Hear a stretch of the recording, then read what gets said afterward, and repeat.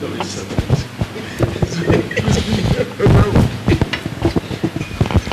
waiting for the. You see, it's better actually.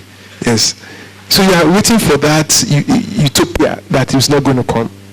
So you should know when your business is no longer viable and take as much of the scrap with you when you still have the chance, so that you can have your. They say he who fights and run away lives to fight another day. We must always make room for another day. So most of the people, they die and die and die again because they just believe that this thing is the only thing that my life is all about and I will make it work. It's just for me to stay there. So let us not be too optimistic about whether we can, dollar contracts. Legally, it's not allowed in Nigeria to do a legal contract, a dollar contract or a dollar-based invoice. Is not allowed. But I've not seen anybody. I'm not to break laws, but if there's a willing buyer and there's a willing seller, anchor your stuff on dollar. It doesn't have to be a dollar business, but what I call there is dollar-rated contract. This contract has been drawn with the assumption that dollar is at 200 in the black market.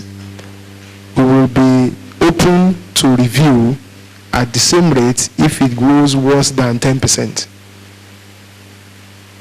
Now the question is, how many of us have the stature to tell the other party that I can? So we don't have that. The small businesses, that's the peculiarity. We don't have that stature. Don't forget that the man on the other side also wants to tell his bosses that he got a good deal. And he cannot go, he will not tell you, which approval am I going to get, for 10 naira or for 20 naira? So, and it's not in all cases that you can dictate because you're not the only one in the market. But you owe yourself the duty of self-preservation. So put a nominal time to your offer. Just put it there, just in case you want to say no. This offer is valid for 7 days. You have tried very well, because the rate that we got moved from 300 to 390 was within 2 days. It's just weekend, just like Friday to Tuesday. The thing has hit like something. So it's okay. 2 weeks so that they can have some time to take decision and all that. But at least you stay within those areas. If that 2 weeks, before the 2 weeks ends, the thing has gone, you just travel. You just travel. Oh, I was out of town. I'm not available. I'm not disposed. I'm not saying go and lie, but you just make yourself unavailable. And then you say, oh, you approve the thing. So you have to be smart. The man who's going to approve, don't talk to him yet. Talk to the man under. Once you speak to the man under and you see that this thing has gone round, just wait for your 15 days to expire. Or you say, there was a person who wanted to take a warehouse from us. And my people have told me, this guy wants this warehouse, so and so. As an Ijebu man, I just felt like, this man is coming every day for this warehouse at 10,000. I just had a spare warehouse that it's not a big business for us. This feeling of just jab this man a little bit. So the Igbo man came, brought like 5 people. When the Igbo man follows you to one meeting, it's very serious. This is how he didn't sit down very well. He just sat down like this. So he said, what are you saying? So I sense that these people are desperate for this thing. So I said, this thing that we're talking about now is 11,500. The man got up and said, no, I don't believe Nigerians. I cannot believe this. It's 10,000. They told me this. And I got offended with the man. And I said, excuse me, gentlemen, here. I came back from UK last night. We're meeting today. Have I taken your money? No. It's not convenient for you. You can leave it. I will take exception to your comments. Straight. How these people will. I say, this is what I want to sell the stuff for. If it's okay, you say, oh, sorry, I thought you were selling it for 10. I said, no, it's 11.50. If you don't want to do it, you just don't, you don't need to make all these comments. You know, sometimes it's good to be frank with people. It is when we're afraid too much that they take advantage of you. I'm not even talking skin now, generally. The man said, give me 10 minutes. He went outside. I don't know what he did outside on his phone. He came back. He said, I have to pay today. Now, if you don't, I have to pay before I leave here. And I said, which one are you paying, the 10 or the 11.5? He said, no, we're 11.5. That's how the man paid me 15% more on the sitting. I have leverage. The man's factory is like this. My warehouse is like this. He had the cost of transportation to any other places. He sees that. And then, but I didn't know that. If I had known, I would have said, this thing is 30. It's 13. Amen. At renewal, I moved the thing to 16,500. Easy. I say, see, this is. I went to a meeting with one person one day, and the guy was insulting everybody there. The only thing he said I was very objectionable to me. Nigerian. He says, look at my skin. I drink champagne every morning. Every morning I drink champagne. See my skin. People have perfected the ways to communicate to you that I'm not a cheap man. So when I'm going and I bring, if this man follows you to a meeting, I saw his biro. It took me, this thing is like, at first I thought this is the type of thing that they used to survey land. Have you seen the biro now? I thought it was a survey equipment. So I started looking. Then I discovered that it's a biro. It's not even a biro, it's a pen. See, these are all, So if you can dash me this thing, when I go to that meeting, I will first bring out my pen and remove it like this to sign. Once you see the gadget that is encasing this thing, you can't be talking cheap to me. Do you understand what I'm saying? So I say I'm not a very cheap person. All I'm saying is that in everything you do, whatever you get in price, there is an element of perception in the way people price you. And you cannot lose that edge. Forget about who your other parties are. Perception is very key in that area. So for me, I think, yes, you can actually close a business, but you need to know, and you have to be clinical and precise. This thing is not going to get me anywhere. As I'm buying that stuff, I'm putting my dollar in place and I'm watching. Better you have some money in your pocket to start something new than find out that you are standing, you are emaciating until you are no longer able to do. My father told me something. He says, Tokunbo, I've never seen this before. A man that is willing to work, did not find work, emaciated, and he died. And he saw it, and he just said the man used to come to him and say, Oga, give me something to do. He said, okay, cut the grass in all this place. Give him money. Every day the man comes, but once you have cut grass today, the grass doesn't grow too quickly. So they say, okay, wash the gutter. The gutter is still clean. How many gutters do you have there? So after some time, I said, you know what? Go and cut grass in another place. Because this grass, and then the man said, I watched this man lose weight until they told me that he died. But that's what happens to some of our businesses. Legality. Depreciation is one of the things that he mentioned, and I think that we've already talked about how to depreciate your asset. Two things that I would like to talk about on depreciation for all of us. First, I've told you that your cost model should be a replacement cost. It's not an issue of how much I bought it. If you bought things at 3 naira and the market is, you can replace it at 7 naira. Get that 7 naira and bank that 4 naira. Okay, that's one thing. The second thing that we don't do very often is, I don't know how they call it in accounting, but it's something that I do in all my, we have a courier company with over 120 vehicles. When you finish depreciation, I think it's called the derivation principle or something. I can't remember which word they use.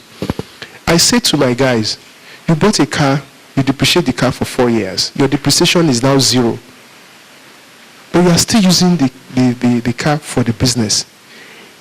Assuming you take the car off, you have to go and buy another car at a new rate.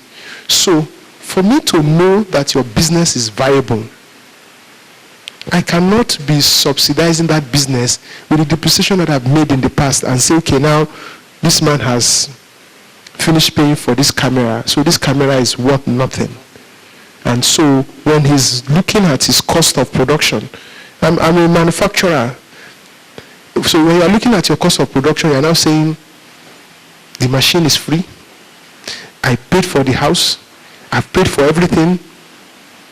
So once I just buy the thing at 10 naira, I will sell it at 11 naira. The 10 naira is independence. The day that car goes down, and you cannot use it again, and you buy another one, your depreciation will go up again. The day the machine goes down, I used to... No. It's derivation. How much, assuming I bought this car now, how much of the car am I using for this business? Irrespective of whether I've paid for it in full or not, that's a business viability thing. Is this car, can this car sustain 10 cars? Let's ask ourselves that question. Can this business sustain 10 cars? So if I am to do anything today, do I need 10 cars to do this business? What is the cost of 10 cars to me today?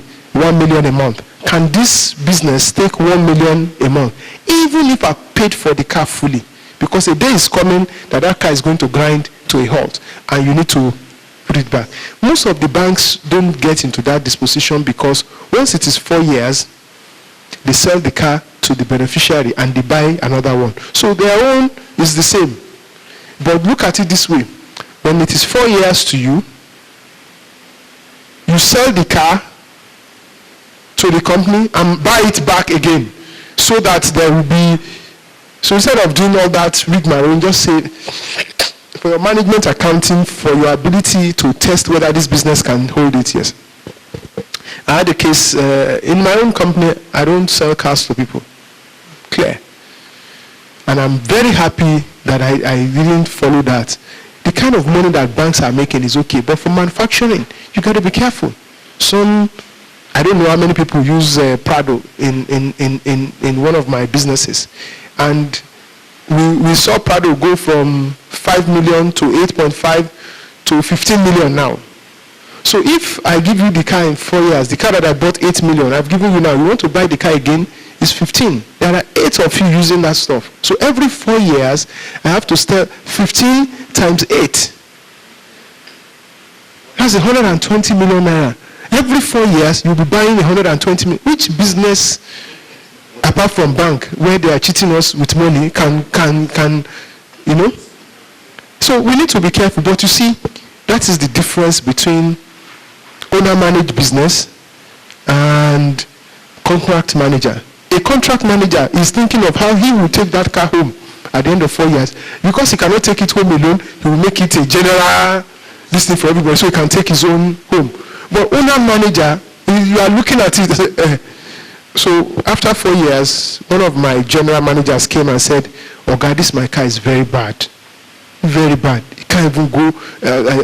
I'm not from Okegbo. I'm just from Ijebu, Odogbolu. To go to Odogbolu and come back, it will be doing 4-year-old car." So I said, okay. And a very senior manager, you know, at senior level, the DNA is different. You have to talk to them specially because they consider themselves as talents. Indeed, the only reason they got there is their talent. So I said, it's okay, don't worry. We'll buy a new car for you.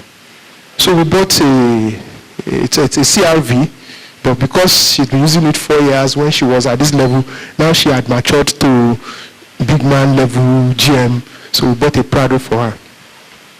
So she came to meet me and said, "Okay, so how much should I pay for the CRV as a car that is doing to Ibadan? Why do you want to sell? Bring it to Oga, so that they can go to market. It will die inside market." I collected the car from her. Then you now realize, this I now ask her, the lady, How many Tokunbo cars are 4 years old? Tell me. And then we go and buy. In my church, if somebody buys a Tokunbo car, we used to pay on that car for them. Because they see it as yes. Yes. We used to pay on that car for them. So if I've just used 4 years, and then, so it qualifies, some of the Tokumbos are 10 years, 15-year-old Tokumbos that you see. So it is that DNA. They had something in my church that says, it is new to me. So if you have something in your wardrobe 6 months and you are not using it, give it to a new man. Whoever you give it to is new to them.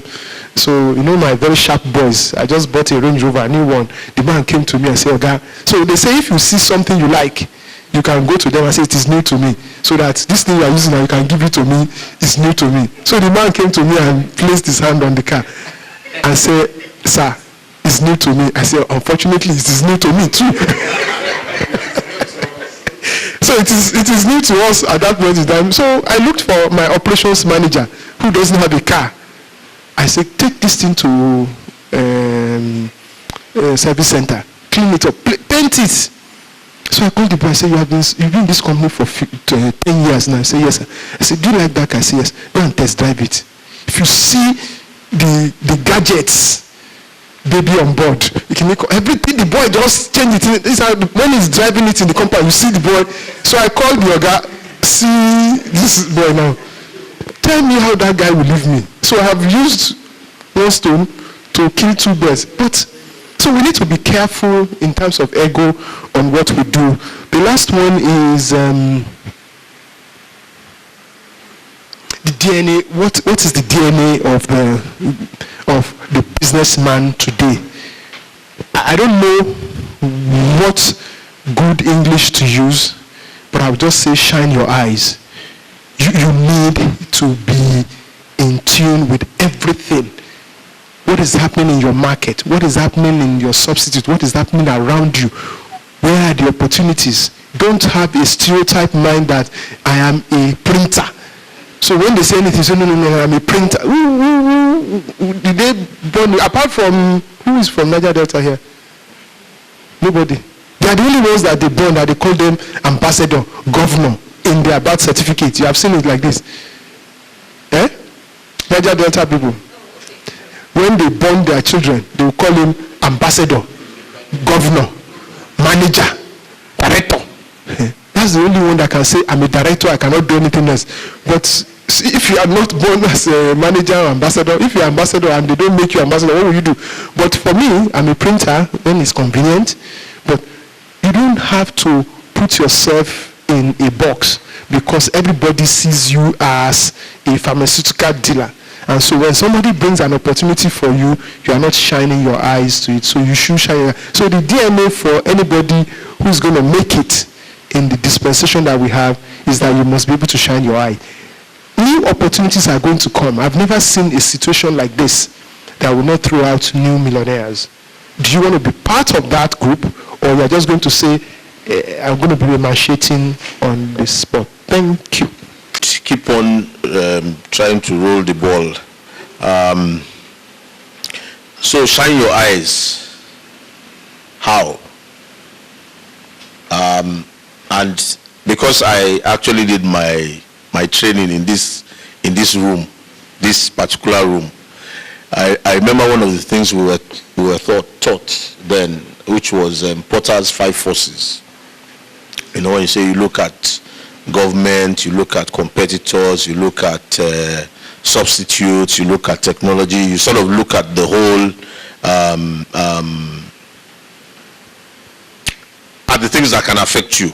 And I think in this kind of fast-paced environment now, maybe we need to go back to some of those books that we were taught, those things we were taught, like Porter's 5 forces, like there's this other tool. There's substitute. You know, I know there's another thing you can use. This one to check your business. I think Porter's 5 forces, SWOT analysis, yeah, exactly, KPIs. Because if you have to shine your eyes, it's not as if you should go and wash your eye with water and they'll be coming out.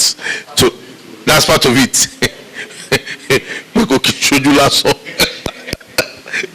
it's not just I alone. But I know a few people have joined us since we started. Basically, we gave people opportunities to talk about their business and how Forex is affecting them. If anyone has any contributions on how Forex is affecting them, which could also be in a very positive way, then if not, then I think we will go to the final phase, which is the same question they asked Mr. Talabi in LBS. So how much will dollar be this time next year? Or better still, how much will dollar be at the end of this year? And let's look at next quarter too. We might as well get the benefit now. Okay, at the end of this year, how much will the dollar be? What does this see in terms of the environment, the regulatory environment, in terms of the banks, what the CBN is likely to do? That question I want to ask is that, are we not maybe a bit too paranoid about Forex? How much of a driver is it that, because the assumption is if the Forex goes back to 150, would it solve everything? President Buhari's government, you can see with the TSA, with the payment system, Nigeria thrived on deals and runs. Now people are saying that there are no deals, and I make it simple. People who had private jets, private shuttles. In fact, one guy used to say, any person that I bring for private shuttle, they used to give $1,000. I've not even seen anybody who I'll recommend again. So the point I'm now trying to say is that with the President Mohammed